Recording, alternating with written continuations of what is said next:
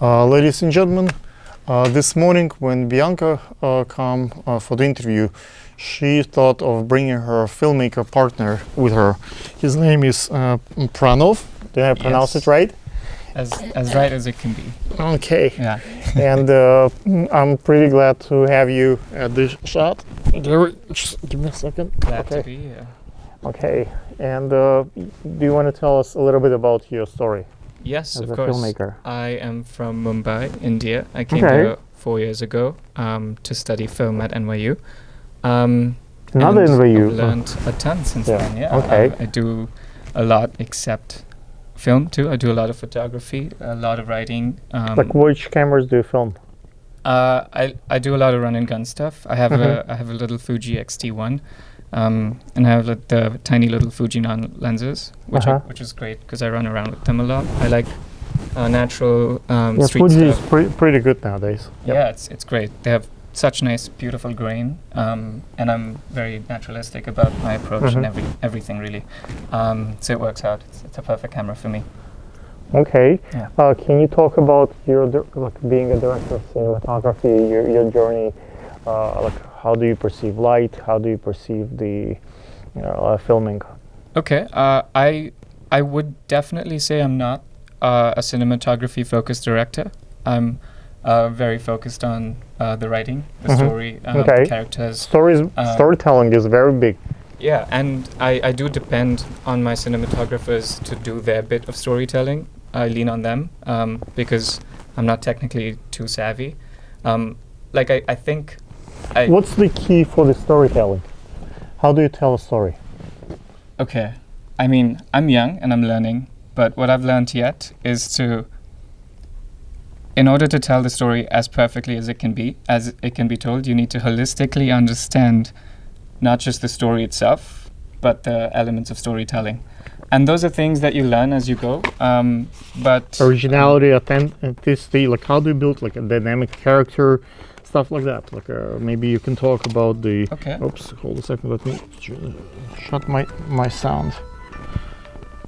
I apologize, ladies and gentlemen. I have lost a lot of phone calls while I'm here. My phone is a little bit acting up, so not always can. I will get back to all of you after I'm filming. I promise. Okay, so. As far as storytelling, I'm interested. How do you do the narrative production? Yes. How do you what's the difference between if you tell a story as a first person or a second person or a third person, like a newscast? Okay. Well, I like to do third person stuff. Like in news? No. Oh, you mean when first person? It's I'm telling from me, right? Right.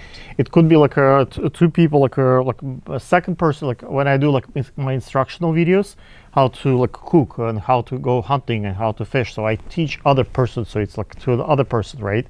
And the third person, I mean, it's when you do the news, so you very much impartial. In the third, most of the news actually are partial, Republicans or Democrats, they pick particular side, but they're supposed to be impartial anchor. Right. Okay. Well, in that sense, it's always first person. I do think I'm an author more than a director. Okay. It's always me telling the story. It's always very personal, and my voice comes through in everything I do. But what I mean by I like to tell stories in third person is I like the audience to be observing. I like to not be in a specific perspective and such. That's what I mean by that. But the voice of my voice always comes across. Okay. How do you do the story starts? Let's say there is a beginning, right? There is a takeaway at the end, a resolution. What's the keys in telling a story? How do you set a hook for the story? Okay. For me, it's all about the ending. Oh, sorry. For me, it's all about the ending. The climax, the resolution. Okay. And where everything comes together. And for the kinds of movies that I want to make and the kinds of movies I like watching are always really patient and slow and quiet and vulnerable. Like me. There are how do you build anxiety? How do you build like a kind of maybe nostalgic look? Like how do you slow down things for nostalgia? Like how do you do that? Well, it's all about the tone, right? And to create a tone, you need to pay attention to the colors of not just the film you're shooting, but like the environment, the characters, The settings. even like the hair color, all kinds of things. It's about So you're very pacing. detailed. You're paying attention to lots of little details. Yeah. Like I think my strongest suit is creating the tone. I'm best at creating a specific tone and the tone that I want to. Like I'm always wary of what I'm doing with the tone. Okay. I think if that comes across, then a lot of other things can be excused sometimes. But if there are no things to be excused, all the more better.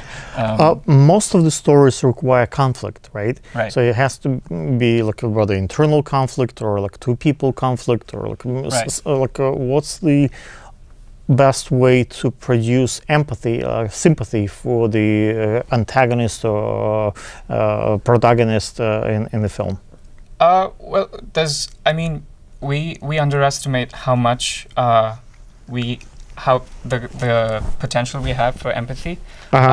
We've observed all kinds of characters all our lives. To put someone real in a film, I think, will always create sympathy. Because we root for each other as human beings. Although, I'm not about the cheap tricks. I'm not about like what? Putting having an abusive parent to create sympathy. I'm not about those cheap tricks, jump scares and all that stuff. Gotcha. I do think it's more powerful without the cheap tricks, and it's not that hard. To create antagonists always for me have to be someone helping the protagonist. They just have different agendas. And most of the films that break your heart most are the ones where everybody's good. There's no villain in the movie, and still some kind of thing is wrong, Yes. And still there's conflict. Could be That's internal heartbreaking. conflict. Yeah. Yes. Yeah. Gotcha. That's pretty cool. So you definitely knows your stuff. Maybe we can film something together. I film like here at Brick, and I film at YouTube Space, and I have quite a few cameras of my own, so I know a little bit about YouTube production, as you saw if you saw my channel. Yeah. And I have a rising star on my lap, who is helping me out today in productions. Hopefully. You guys, what we talk is kind of boring, but at least watching my son, it's kind of more gets you entertainment than the serious stuff. I think stories told from children's perspectives are absolute gold because it's such an innocent perspective. Yeah, I have like little GoPro a session, and he films with that. It's light and it's like a very gives a lot of empathy. Yeah. I try to film more with virtual reality, VR. It's what it does. It blocks everything else. You cannot eat while you're watching. You cannot view anything else. So you're really forcing a person to resonate with the. So I think there is quite a bit of future with VR, 180. It's just a lot of editing. It's a lot of data. It's for editing stuff, but I think it's the future. Yeah. Can you do a plugin for your web series? Of course, yeah. The web series. Is there Instagram? Okay, great. So the web series is called La-Di-Da. Follow us on Instagram. La-Di-Da, LADIDA web series. That's La-Di-Da web series. And also follow me on Instagram. I have a poetry and photography Instagram called Lyrics I See. Guys, I apologize. I brought my son today with me in the studio, so it was a little bit unexpected, but hopefully it did not distract you from the message. These guys are pretty cool. I looked them up, and they have something to say. Check it out. Thank you. Thank you.